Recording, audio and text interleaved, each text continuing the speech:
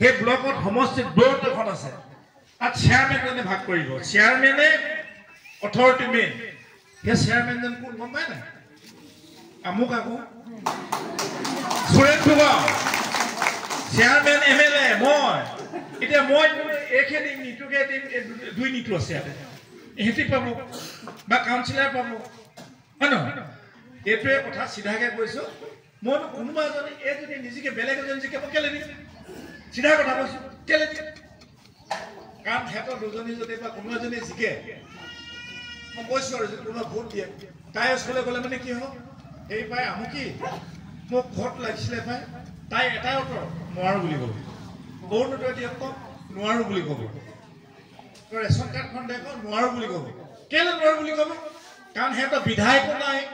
চৰকাৰো নাই খুজিলে মইহে দিম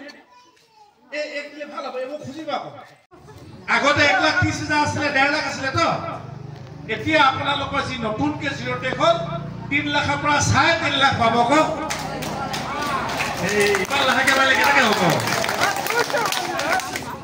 এতিয়া ঘৰটো ডবল হ'ব সেইকাৰণে কৈছো মই ভাল পালো আপোনালোকৰ ভাল পাব লাগে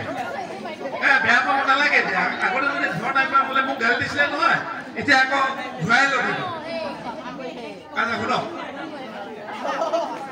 আছে